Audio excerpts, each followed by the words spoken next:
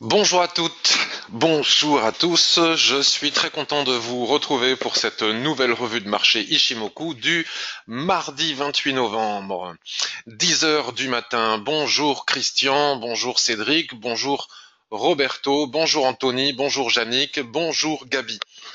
Je vous ai invité hier via la newsletter à me demander si vous aviez des analyses à me demander, à me proposer. Bon, j'en ai reçu qu'une, alors soit il y a un bug sur comment dirais-je, sur mon email. Donc, par exemple, Christian, tu m'en as pas envoyé. Donc après, si je ne fais pas d'analyse sur les actions, il faudra pas venir t'en plaindre sur le forum, puisque tu ne m'as pas envoyé, visiblement, sauf s'il y a un bug et erreur de ma part, de demande d'analyse action.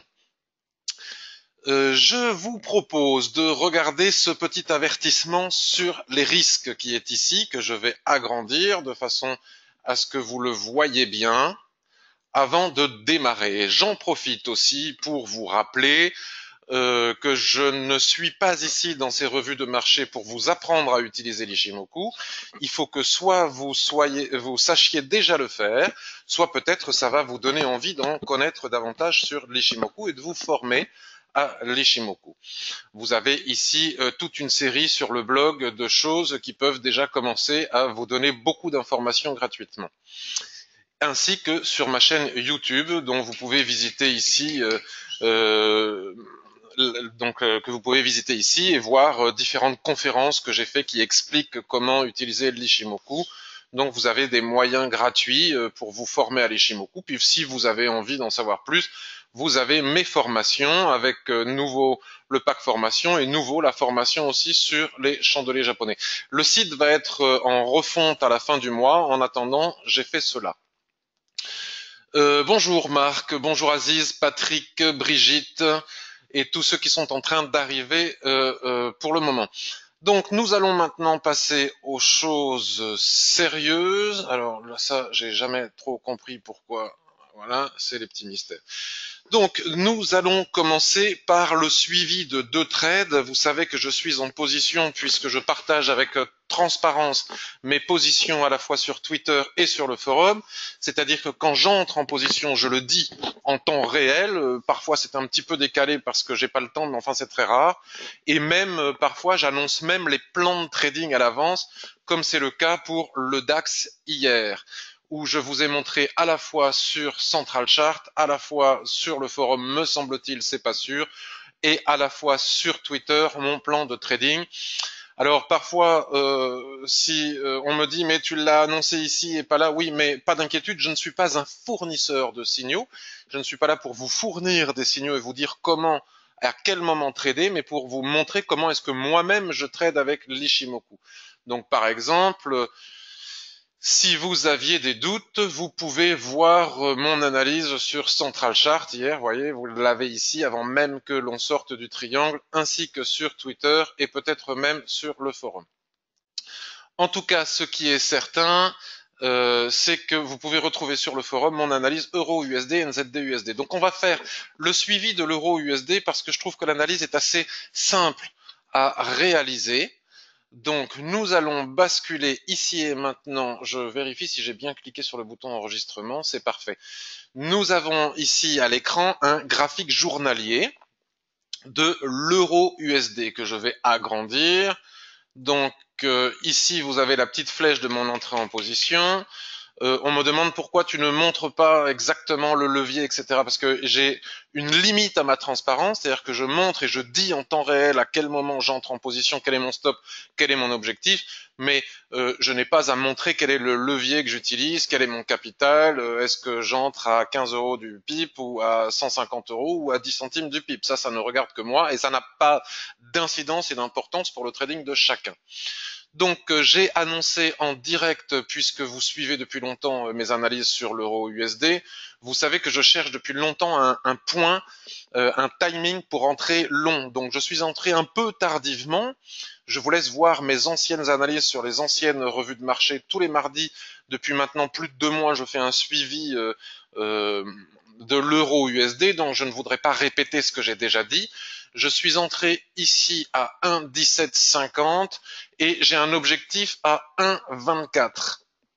Sauf que L'Ishimoku est bien fait.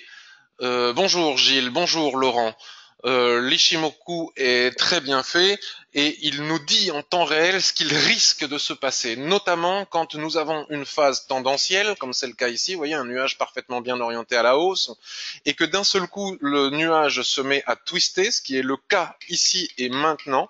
Nous pouvons tracer avec une forte probabilité de réussite ce qui peut devenir un probable range. Donc vous voyez ici que j'ai mis une ligne horizontale qui représente les derniers plus hauts qui sont ici, donc on n'a pas besoin d'Ishimoku pour s'apercevoir que la probabilité d'entrer dans une phase de dérive latérale est importante. Mais avec l'Ishimoku, on peut le deviner avant tout le monde. Donc après la phase tendancielle que nous avons ici, et grâce au twist que je viens de vous montrer, il est aisé de tracer ce rectangle et de se dire qu'il est probable que les prix aillent chercher le haut de ce rectangle, probable mais pas certain, hein, je ne dis pas que c'est une certitude, mais que c'est probable, aille chercher le haut de ce rectangle après une phase de retracement. Je verrai bien les prix retracés sur la SSB ici du nuage, de la même manière que notre Chikou-span pourrait retracer sur ce même niveau, c'est-à-dire le plat qui jaune qui se trouve ici, et sur la borne haute de ce canal descendant à l'intérieur du range, pour pouvoir ensuite reprendre un appui et aller chercher le haut du range. Donc je vais rester en position et comme vous le savez si vous avez suivi la formation, dans un range il y a des tendances. Donc nous pouvons tracer l'éventuelle tendance qui va désormais nous conduire du bas du range possible. Hein. On avait ici une superbe opportunité d'achat avec ce doji et ce marteau. Possiblement, vous voyez, ça correspond à peu près à ce que je vous venais de dire. L'analyse chartiste correspond à peu près à ce que je viens de vous dire avec l'analyse Ishimoku. Un retracement sur ce bas de canal pour pouvoir aller chercher le haut du range qui est ici. Si ce range casse, la probabilité pour qu'on aille chercher mon objectif initial à 1,24 devient vraiment très forte. Sauf que il n'est pas certain que ce range casse. Donc, vu où je suis entré en position, je vais peut-être revoir mes ambitions à la baisse et me contenter d'un objectif à 1,2036, on va dire 1,20 ici, donc baisser mon objectif ici. De toute façon, le ratio restera excellent entre mon point d'entrée que vous voyez ici, mon stop qui est ici et l'objectif là. Donc si vous voulez voir exactement quels sont les points de stop, objectifs, etc., vous pouvez aller voir ça sur le forum. Donc c'est pour ça que je me permettais de dire sur Twitter ce matin que grâce à l'Ishimoku, l'analyse de l'euro USD est extrêmement simple, puisque grâce à ce twist, nous pouvons maintenant envisager sérieusement que les prix aillent chercher la borne du canal qui est ici. Je voudrais vous montrer un graphique annuel parce que mon copain Khalid El Bouzidi, qui est aussi un spécialiste de l'Ishimoku, a regardé ce que je ne fais jamais, le graphique annuel. Et sur le graphique annuel, il nous montre la Kijun-sen qui est ici, et regardez comme une fois de plus, l'Ishimoku est précis, les prix sont venus faire une mèche exactement au niveau de la Kijun-sen qui est ici. Et cette Kijun-sen se trouve à 1,2170. Donc tout cela pour dire que mon objectif à 1,24 finalement est peut-être un peu ambitieux, même si 1,24, quelques points au-dessus de cette Kijun-sen, c'est de la gnognotte sur un graphique annuel. Hein. C'est-à-dire ça représenterait qu'un tout petit bout de mèche. L'étoile du matin est aussi très très belle ici sur la SSB qui est ici. Voilà pour l'euro USD. Si vous voulez en savoir plus sur l'euro USD, encore une fois, je vous invite à retourner voir mes anciennes analyses des revues de marché précédentes. Comme ça, je ne vous parle pas du fameux range hebdomadaire. Souvenez-vous, le range hebdomadaire, la Kijun-sen qui soutient la tendance, blablabla, etc., etc. Donc, je vais revoir mon objectif à la baisse et je vais le déplacer en haut de ce probable range, borne haute probable, qui nous est indiqué visuellement grâce au twist du nuage et qui nous permet d'anticiper avant tout le monde et avant les chartistes cette éventuelle borne haute. Si elle casse, les 1,24 deviendront fortement probables. Ça restera malgré tout un beau trade. Je ne vais pas rester en position étant donné que je suis rentré un peu tardivement. Si j'étais entré en bas, je pourrais me permettre d'attendre qu'on fasse plusieurs rotations, mais là, ça serait un petit peu ballot, qu'on tape le haut du range, que je sois à plus 300 ou 400 pips, je sais pas combien, puisque je suis à plus 150 ou pas loin de plus 180 en ce moment, et que mon stop soit exécuté étant donné que je suis rentré tardivement.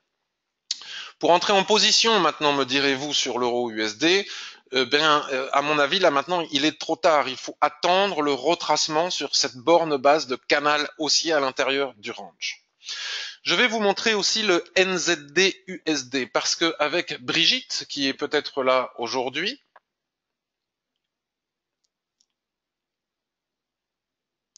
oui, alors j'ai une question de Marc. Marc me dit, mais tu nous disais que tu ne regardais jamais les lignes de l'Ishimoku à l'intérieur d'un range sur l'euro USD.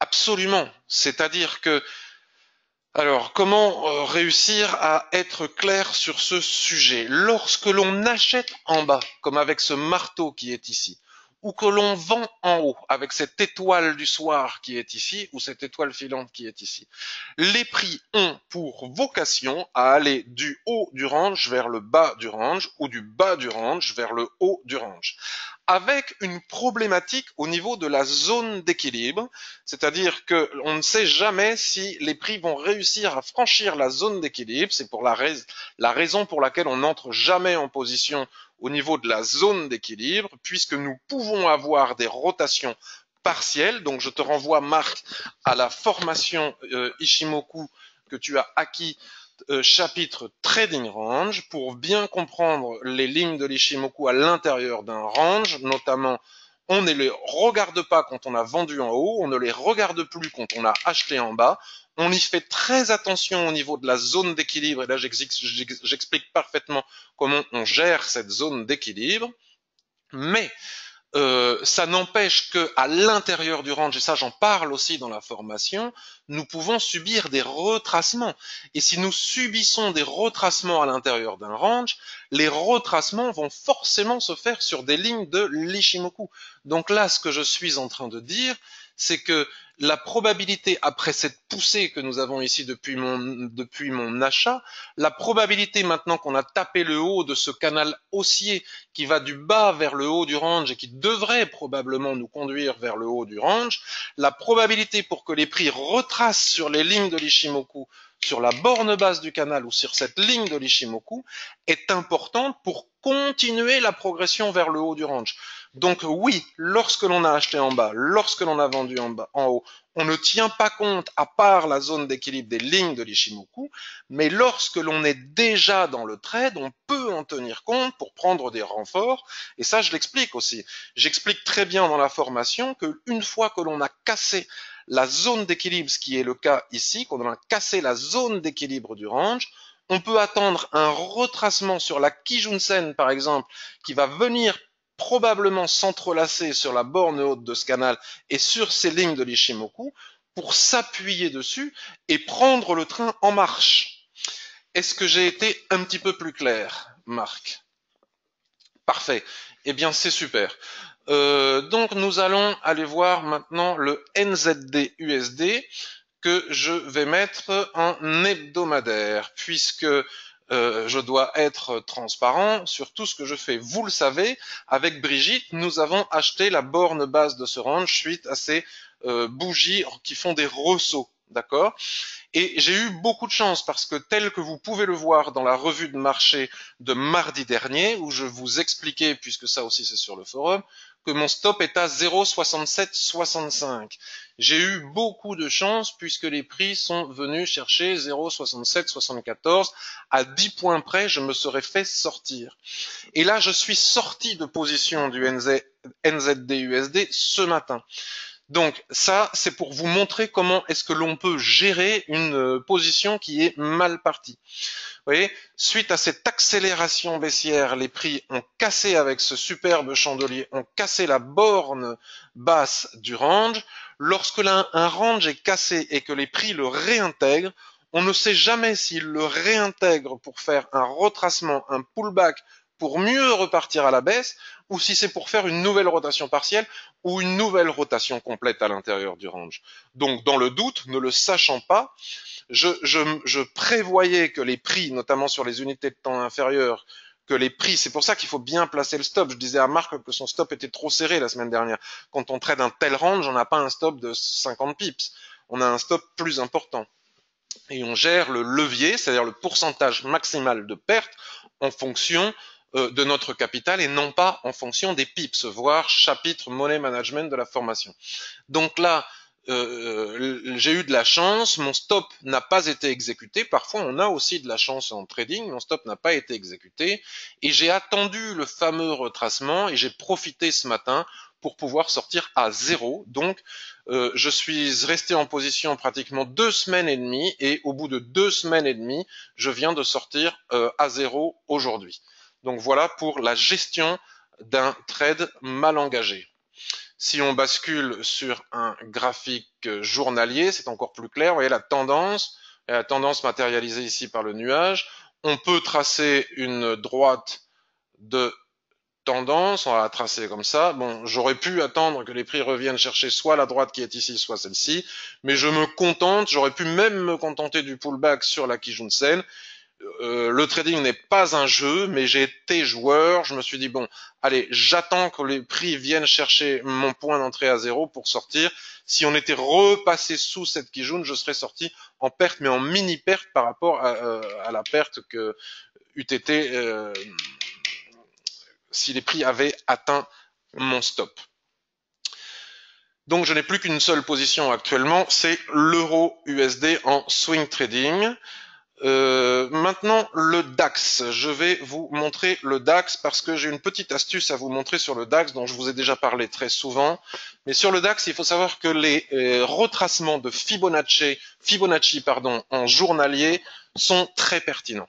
C'est quelque chose, c'est une récurrence, quelque chose que j'ai observé pendant de très nombreuses fois. Si vous tracez vos Fibonacci, en sachant que c'est très facile de tracer les Fibonacci et de ne pas se tromper lorsque l'on utilise l'Ishimoku Kinkoyo, puisque le plat Kijun correspond toujours au niveau de 50% de retracement de Fibonacci.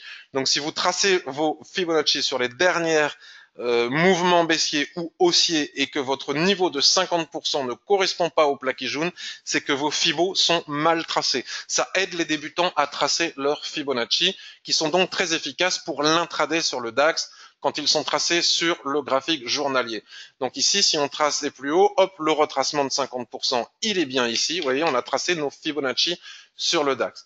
Maintenant, je bascule sur un graphique 1 heure, mais j'aurais aussi pu le faire sur un graphique 4 heures pour vous montrer le plan de trading que j'ai tracé hier sur le DAX.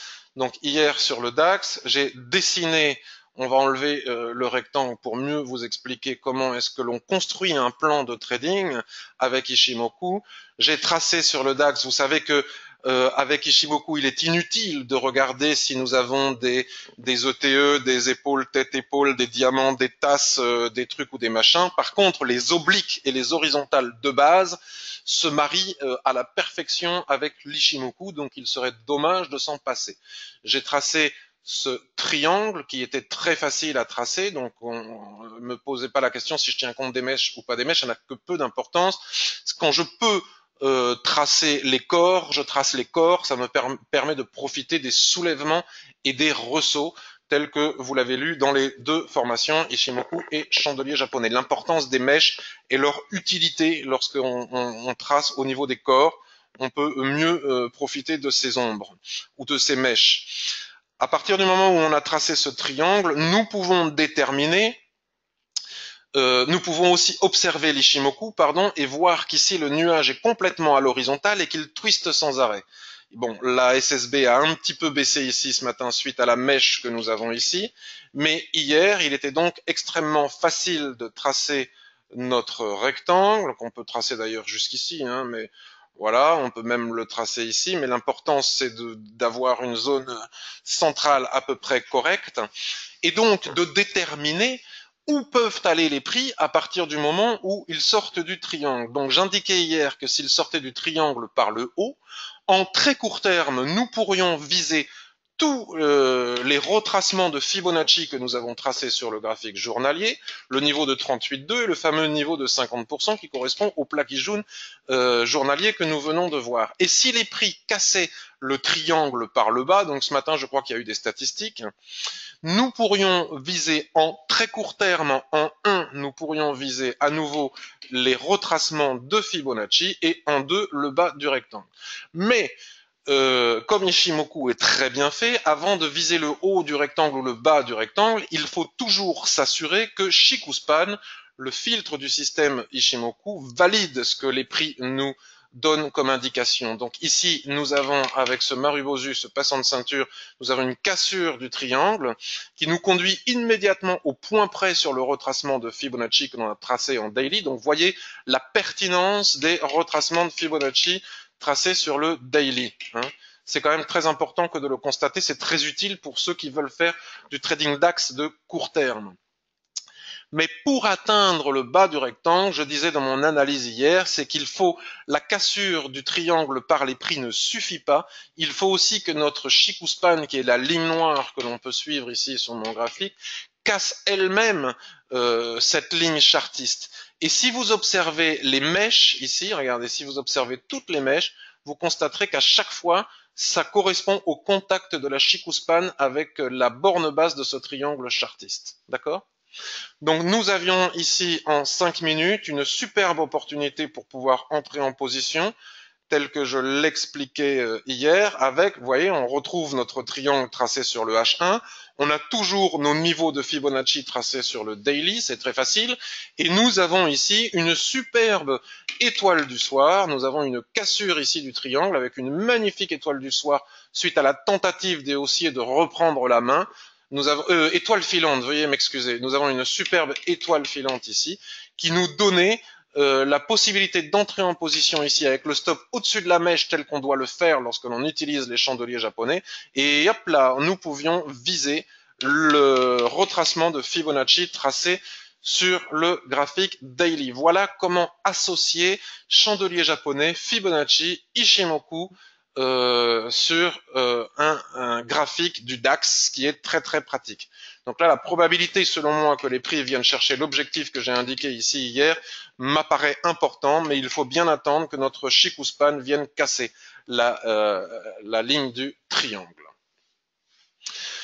Je regarderai vos questions par la suite. Je vous montre un petit peu comment faire des plans de trading de court, de moyen terme. Vous voyez, sur le NZD-USD, je vous ai montré un swing trading qui était mal parti et que j'ai réussi à gérer. C'est aussi ça le trading, pour sortir, éviter de sortir en perte, que mon stop soit tapé, mais en même temps, je n'entre pas en mode espoir.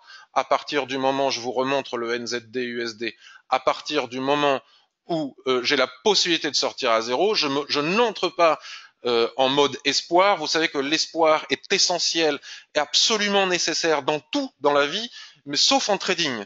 La plupart des traders débutants là se disent ah ça re-rentre à l'intérieur donc je rentre, je vais aller chercher des points ici. Non, on évite la casse, on sort, terminé, pas d'émotion. Je vous ai montré ma gestion du trade euro-USD en moyen terme, on va dire un swing léger pour aller chercher, je suis entré à 1,1750 et je vais chercher 1,20 et des poussières, donc 250 points. Et je viens de vous montrer comment utiliser l'Ishimoku, tracer des lignes sur le daily, sur le H1 et sur le 5 minutes pour trader en court terme ou en intraday sur le DAX. Marc me demandait de faire un point sur l'euro CAD, l'euro CAD, en mensuel qui toucherait le haut du range. Alors, le CAD, le CAD, vous savez que je ne le trade quasiment jamais parce que je déteste trader le pétrole, qui selon moi est extrêmement volatile avec ce qui se passe en ce moment en Arabie Saoudite, Iran, etc. Je m'abstiens en général de trader le pétrole, c'est la raison pour laquelle je ne trade pas le dollar canadien. Donc nous allons hop là tracer notre rectangle sur le mensuel puisque Marc tu me demandais de tenir compte du haut du range sur le mensuel. Alors on va essayer d'affiner tout cela. Je vais tracer mes Fibonacci. Voilà. Ok, quand tu as un doute sur le tracé du range, parce que je vois qu'il y a beaucoup de débats sur les ranges sur le forum, et donc, il faut que je fasse un effort pour repréciser un petit peu tout cela. Il faut que, approximativement, parce que tout dépend de si on tient compte de la mèche ou pas, il faut qu'approximativement, à partir du moment où il faut bien comprendre que l'alignement de la SSB, souvent avec le plat qui jaune qui était ici, représente 50% de notre rectangle. Donc, si on a un doute, on prend encore une fois notre outil Fibonacci, C'est très facile, on prend le plus haut et on aligne sur la SSB qui doit correspondre au niveau de 50% au milieu, c'est la zone d'équilibre, donc au milieu du range, et on s'aperçoit jusqu'où on trace à peu près nos Fibonacci. Et on voit que la borne basse doit se situer approximativement ici. Donc cela nous permet de bien être certain qu'on a bien tracé notre rectangle. Donc tu me disais que en mensuel, les prix atteignaient la borne haute du range. Donc la borne haute du range est encore loin, même si effectivement je comprends bien que tu as dû faire cela.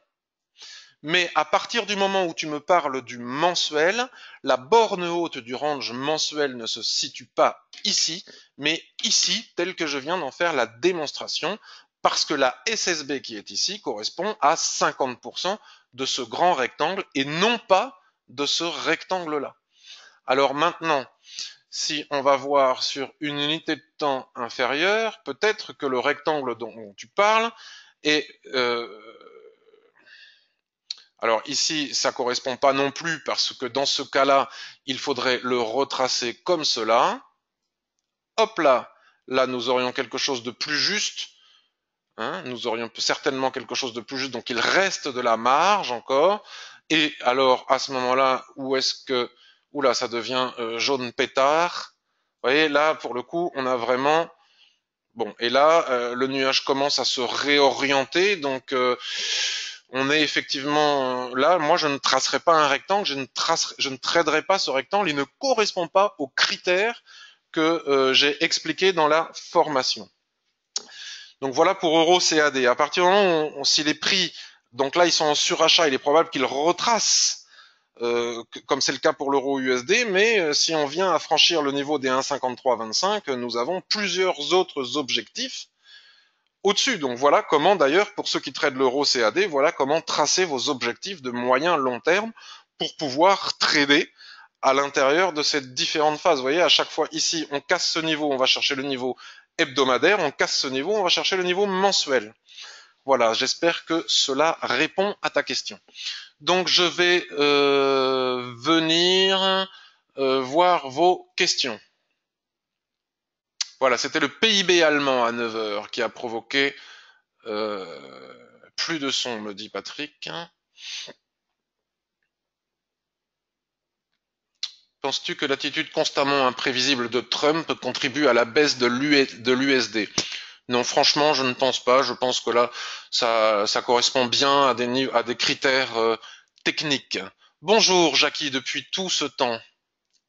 Bonjour Evelyne, j'ai parlé du NZD USD.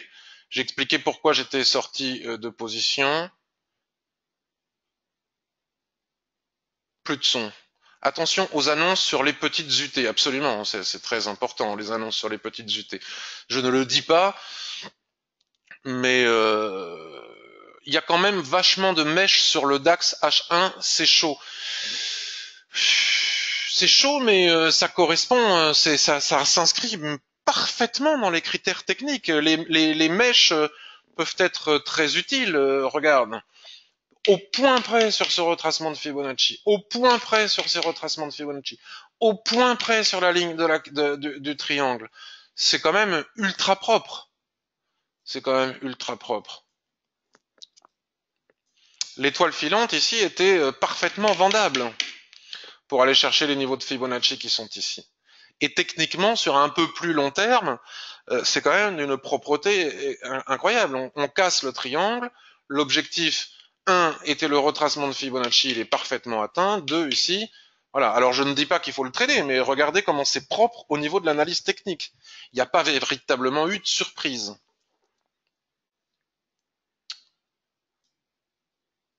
Le son est revenu, bon tant mieux. Ah, c'est demain pour le PIB allemand, me dit-on. C'était l'indice de confiance des consommateurs. NZD stop touché pour moi, me dit. Alors, il y a un problème avec les stops, hein, parce qu'on va revenir sur le NZD USD.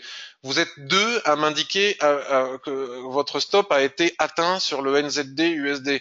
Alors bon, moi je vais pas faire le malin, hein, à quelques points près, 0,6780 et j'ai un stop à 0,6765, donc à 15 points près, je perdais aussi, je vais pas faire le malin. Mais enfin, tout de même, je trouve que vos stops sont très serrés, puisque si on respecte les règles de l'analyse technique de base, euh, il ne faut pas avoir peur d'avoir des stops larges, dans le sens où, encore une fois, je dis ça pour les débutants, qui ont peur des stops larges, qui se disent, oh là là, le gars, il est fou, il met des stops de 150 pips pour du swing trading ou de 200 pips sur du swing trading. Qu'on ait 200 pips ou 10 pips, n'oubliez pas qu'on ne perd, à partir du moment où on applique un money management strict, on ne perd pas plus que 1% ou 0,5% de notre capital, puisqu'il suffit d'adapter le levier au pourcentage maximal de pertes que l'on s'autorise par rapport à notre capital. Donc les pips ne veulent rien dire. Quelqu'un peut gagner beaucoup plus d'argent en gagnant 20 pips qu'une autre personne en gagnant 500. Tout dépend du levier par rapport au capital. Ce qui est important, c'est de ne pas dépasser 0,5% ou 1% de notre capital en cas de perte, quelle que soit la taille du stop en pips. Donc, si on achetait par exemple ce Harami qui est ici, ou si on avait acheté, voilà, comme je l'ai fait moi ici à 0,6922 et qu'on vise la zone d'équilibre excusez-moi, du range, je pense à plusieurs choses en même temps, donc du coup, j'ai du mal. À 0,72, 0,69, 0,72, ça nous fait 300 points. Donc on peut se permettre un stop de 150 points. Donc si on est rentré comme moi ici à 0,6928, 0,6764, vous voyez, j'ai un peu plus d'ailleurs, il faut au minimum mettre le stop sous la mèche basse. Ça, c'est de l'analyse technique de base, c'est la règle de base des chandeliers japonais. C'est-à-dire que en dessous des mèches basses, donc vraiment, si on met la mèche basse ici, elle est à et ça, quelle que soit l'unité de temps, hein, 0,6816. Donc, on peut pas la mettre à 0,68, on peut pas mettre 10 points sous la mèche basse. Bon, je pense que peut-être vous aviez des stops un peu serrés quand même. Vous aviez des stops un peu serrés. De très peu, donc acceptable, me dit Evelyne. On est d'accord.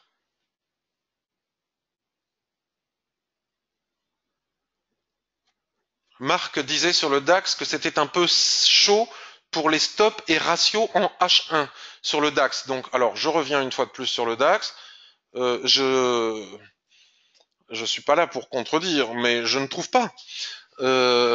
Si, encore une fois, là, qu'est-ce qu'il faut faire là? Le DAX, il casse ici son triangle. Donc de toute façon, on ne pouvait pas vendre suite à cette accélération baissière. On- Si on a vendu ici en H1, effectivement, c'est un petit peu chaud. Mais tu as vu sur la formation chandelier, Marc, que l'on peut anticiper sur les unités de temps inférieures. Donc si on a vendu ici l'étoile filante, qu'on a un stop ici à 13 056, il n'y a aucun problème pour aller chercher le retracement de Fibonacci qui est ici. Cédric, je trouve que le DAX ne doit pas être tradé par les novices car très volatile pour débuter.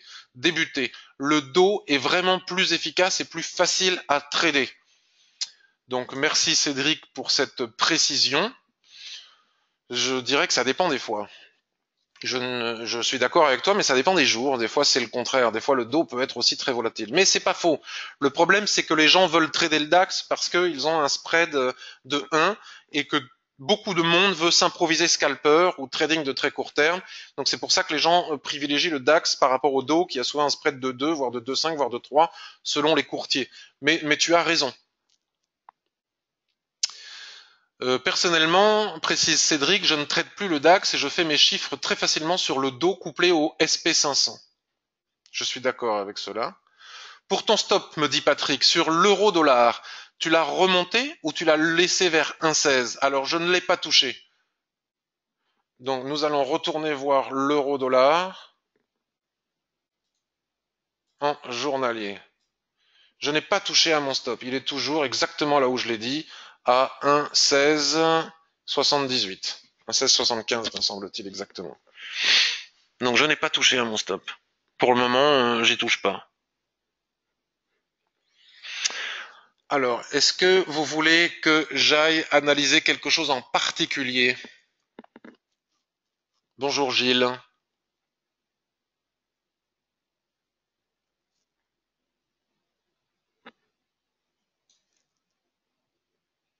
Est-ce que vous avez une demande d'analyse en particulier? L'USD Yen est intéressant, mais il contredit mon trade sur l'euro USD.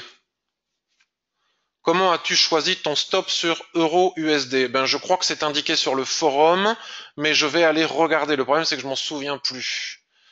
Euro USD, comment est-ce que j'ai choisi mon stop? Alors, on va basculer sur H4 et il me semble que, voilà, j'ai tracé. Alors, il faudrait voir où étaient les lignes de l'Ishimoku à ce moment-là. Mais j'ai tracé ce début de canal chartiste. Attends, j'essaye de m'en souvenir, mais voilà. Donc ici nous avons un support des prix en H4. Ici nous avons un support des prix. Nous avons ici aussi un début de canal chartiste qui n'est pas validé tant qu'on n'a pas un troisième point, mais ça n'empêche qu'on peut quand même commencer à tracer une ligne. Ici nous avons voilà un support, un changement de polarité. Nous avions un support qui ici était devenu résistance, d'accord? Et j'ai mis mon stop sur ce niveau-là, que j'aurais pu mettre d'un peu plus bas d'ailleurs, vu les circonstances. Donc à la fois sous le canal chartiste, sous la Kijun-sen, et sous le niveau de support devenu résistance qui devrait redevenir un support. Je pense que c'est quelque chose dans le genre. AUD Yen, Aziz, avec plaisir. Alors AUD Yen, pam. 4 heures. J'ai laissé toutes les lignes que j'avais mis il y a longtemps. Et ça, c'était des objectifs baissiers. Regardez, ils ont tous été atteints. Ouais. Alors, le problème, c'est qu'encore une fois, je me souviens plus pourquoi j'ai mis ces lignes, mais en tout cas, elles y sont. Que vont faire les prix sur ce niveau? Doit vouloir dire ce point d'interrogation. Alors, observons le graphique de l'AUD en journalier.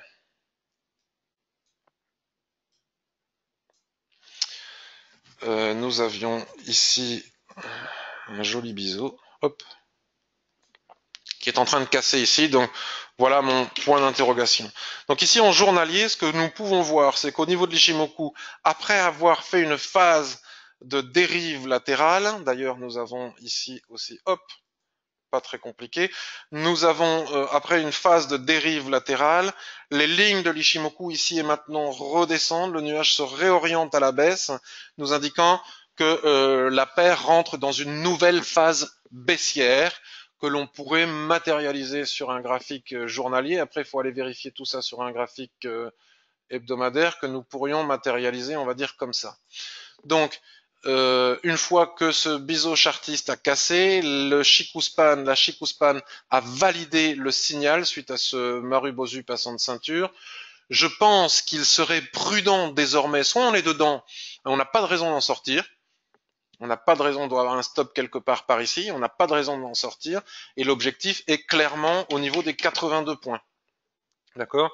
Donc sinon, si on n'est pas dedans, je pense qu'il faut de toute façon attendre que les prix reviennent chercher la Kijun-sen qui va baisser, qui va descendre suite à cette accélération baissière, qui va se stabiliser à plat quelque part, probablement sur ce niveau de plat SSB à 85.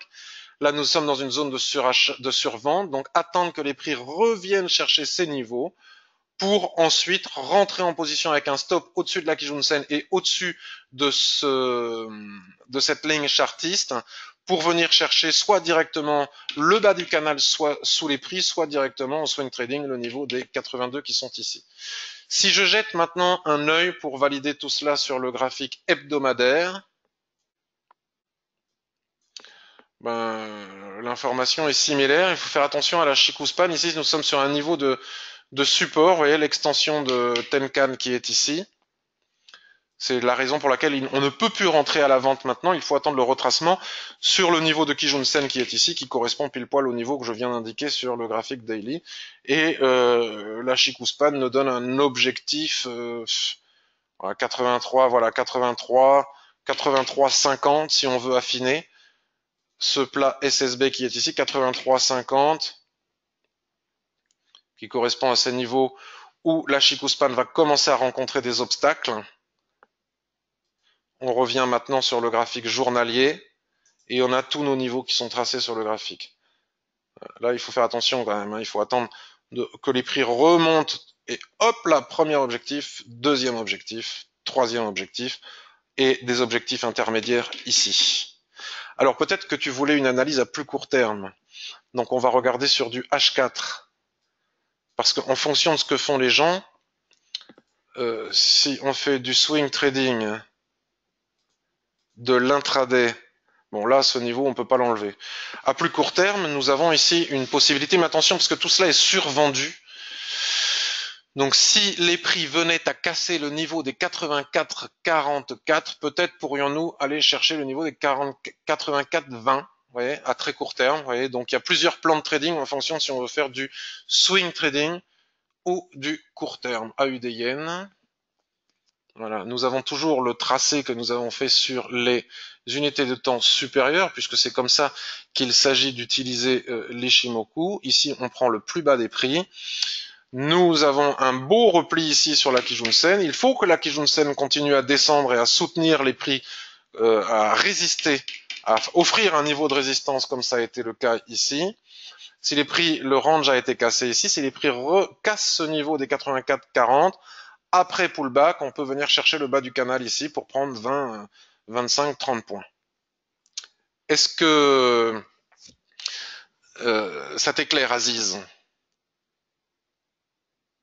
Bonjour Christine, il n'y a pas de souci, tu arrives quand tu veux. Euro CHF, alors là je vais avoir de l'urticaire. Euro CHF me rappelle des souvenirs atroces. Euro CHF. Forex. Je ne traite pas l'euro CHF. Je n'y touche pas à l'euro CHF. En règle générale, c'est l'euro USD à l'envers. Voilà, euro CHF. Bon, ben là je suis sur un graphique H4. Donc mon nuage est oriental, j'allais dire. Non mais vraiment, là aujourd'hui je dis plein de... oriental, oui, c'est vrai, puisqu'il s'agit de l'Ishimoku. Il est à l'horizontale. Nous avons ici un plat SSB après un twist qui est aligné au plat qui jaune qui est ici. Nous allons voir si nous pouvons tracer un rectangle dans ce genre et s'il a de la valeur. Là, il n'en a pas. Voilà. Donc, si je veux m'en assurer, alors en ce qui me concerne, j'ai pas besoin de le faire, mais si je veux m'assurer s'il est à peu près bien tracé,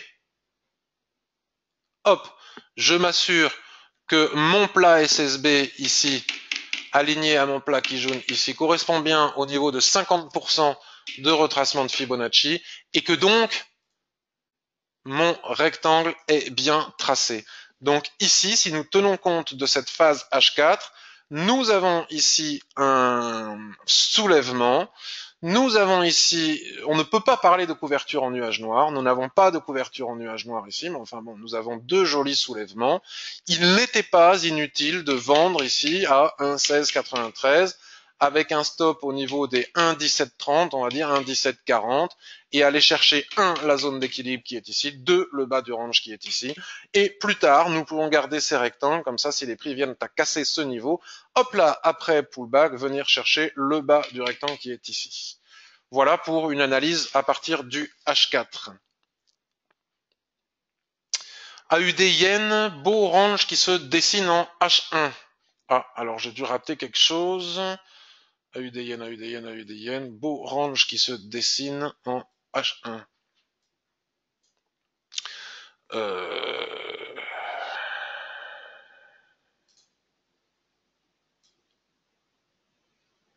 Hop là. Alors c'est là oui. Alors c'est délicat parce que là c'est encore une fois où on en sommes dans une phase de range où il n'est pas tradable parce que là ce nuage qui a baissé ici et cette Kijun-sen qui a baissé ici marque c'est la conséquence de cette baisse des prix, de cette accélération baissière des prix. Donc le niveau dont il fallait tenir compte est celui-ci. Donc la boîte que nous avions ici a été cassée. Donc là, moi, je ne traderai pas, je ne dessinerai pas un range comme ça. Je pense que ça serait plus aussi pertinent pour les raisons que je viens d'indiquer. Mais effectivement, là, tu as pas tort. Si on veut le faire, La borne basse a été touchée. Nous avons eu ici des rebonds. Les prix sont venus chercher la fameuse zone d'équilibre dont je te parlais tout à l'heure. Ils font une rotation partielle à l'intérieur du range que tu aimerais tracer, du rectangle que tu aimerais tracer. Et la rotation partielle indique souvent dans quel sens va casser le rectangle. Et si c'est le cas, ça casserait, on revient sur nos pieds, ça casse ici, tac, pullback ici, pin, objectif ici. Eh bien, c'est parfait, Aziz. C'est exactement ce que vient de faire Aziz, qui a vendu le repli sur la Kijun grâce au doji. Parfait. Parfait. Attention, ceci dit, à cette zone pertinente qui nous est proposée par Marc. Patrick, je t'en prie, très bonne journée et je te dis à bientôt. Euro CHF est-il haussier en daily? Bonjour Anthony. Euro CHF. Alors attention avec l'euro CHF, hein, c'est une paire dont il faut se méfier. Euro CHF. Est-il haussier euro CHF en daily?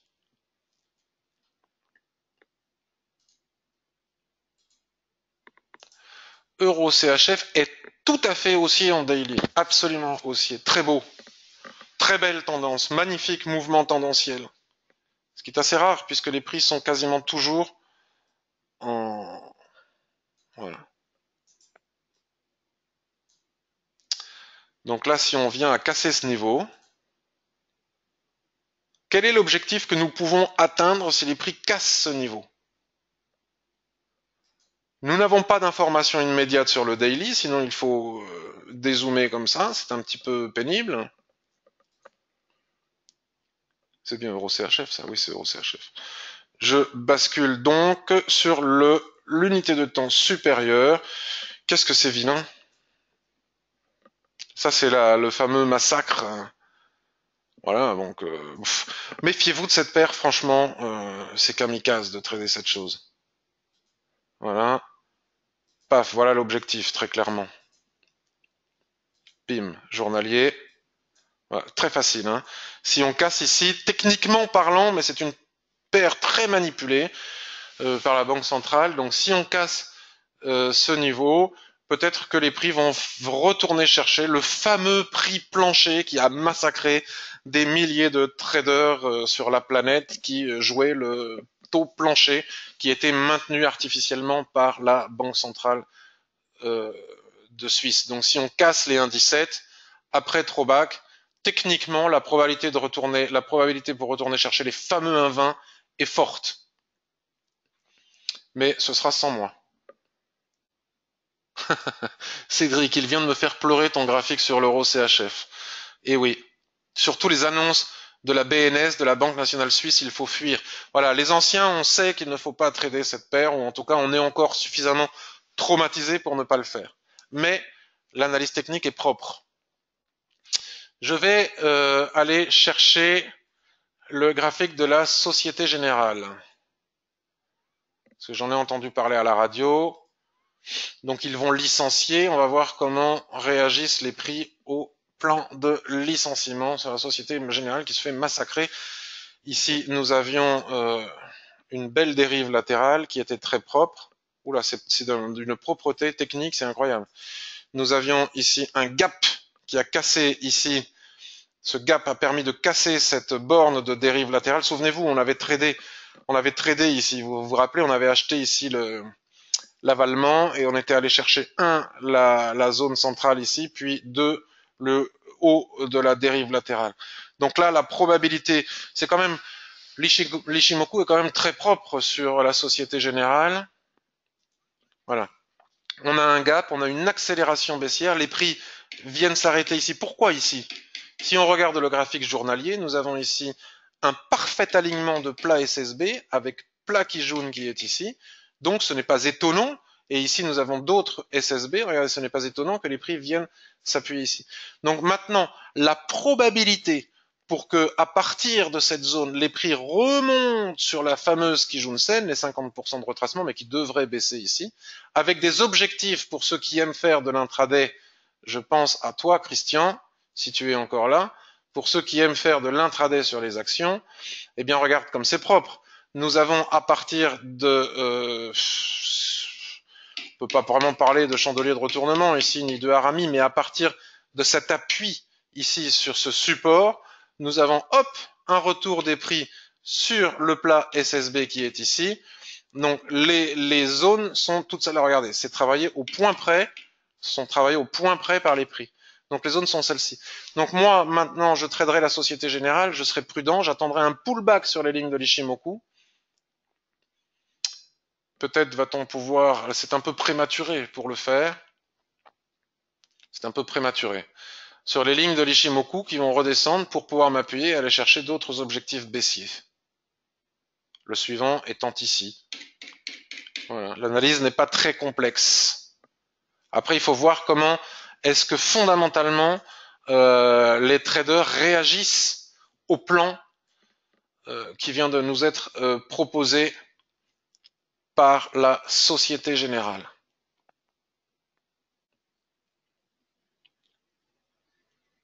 Je ne fais jamais d'intraday sur les actions.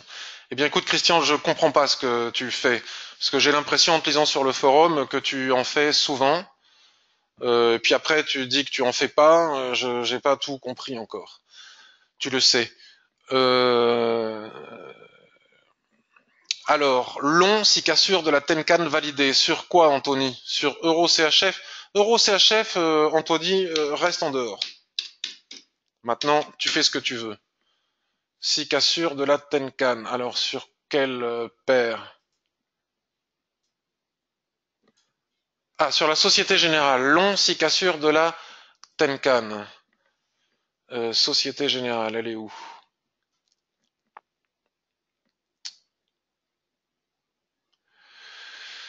Je sais plus où je l'ai mis.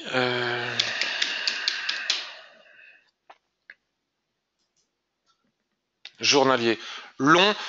Cet écart, et en Ishimoku, on tient compte de l'écart entre la Tenkan-sen et la Kijun-sen. Cet écart entre la Tenkan-sen et la Kijun-sen est excessif. Il n'est pas prudent de le trader. Donc je ne dirais pas long sur cassure de la Tenkan-sen, je dirais rien du tout, en attendant que les prix retracent sur des niveaux importants ici. Et à ce moment-là, nous verrons, en fonction de la manière dont réagissent les investisseurs suite aux annonces de la Société Générale de ces jours-ci, s'il est possible de s'appuyer sur les lignes de l'Ishimoku pour vendre. Et si on réintègre à l'intérieur de ce rectangle, à ce moment-là, nos plans de vente sont invalidés au moins jusqu'ici. Mais là, achat contre la tendance ne me paraît pas pertinent. GBP-USD, me demande Marc.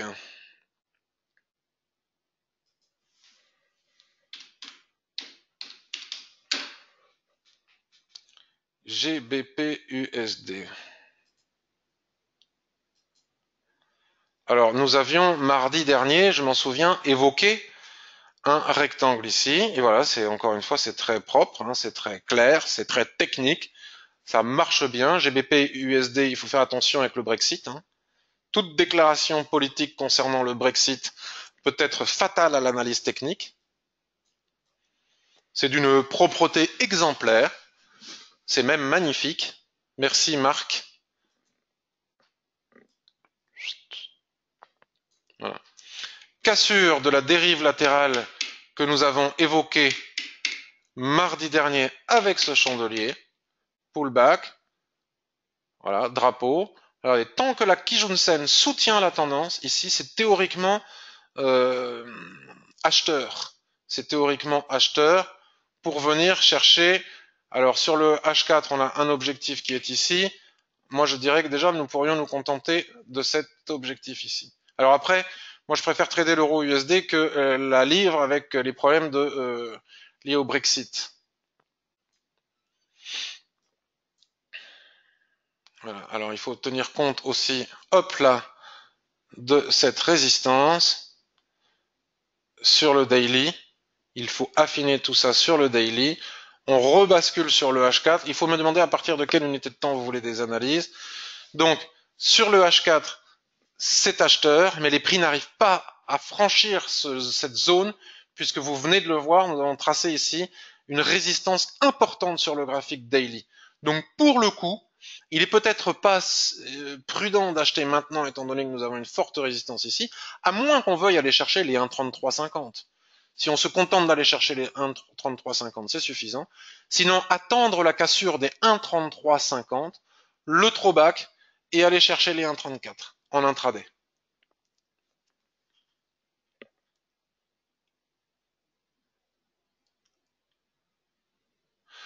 Evelyne, sur les actions, le long terme est à privilégier et surtout les opportunités haussières. Le tout, c'est de bien les sélectionner. Les indices ne font que monter sur le long terme, mais c'est seulement 30% des actions qui les entraînent à la hausse. CQFD. Je ne les traite pas. Le fondamental, ça me barbe un peu. Oui, c'est aussi pour ça que je préfère les devises, qui s'analysent exactement de la même manière, mais qui n'ont pas cet aspect sur le fondamental.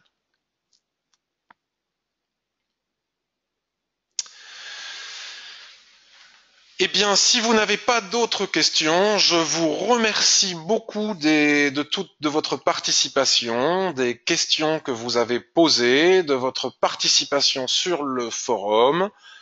Et je vous dis à bientôt pour de nouvelles aventures. Merci beaucoup. Je vous souhaite une excellente journée. Et Cédric, je te souhaite un prompt rétablissement de tout cœur.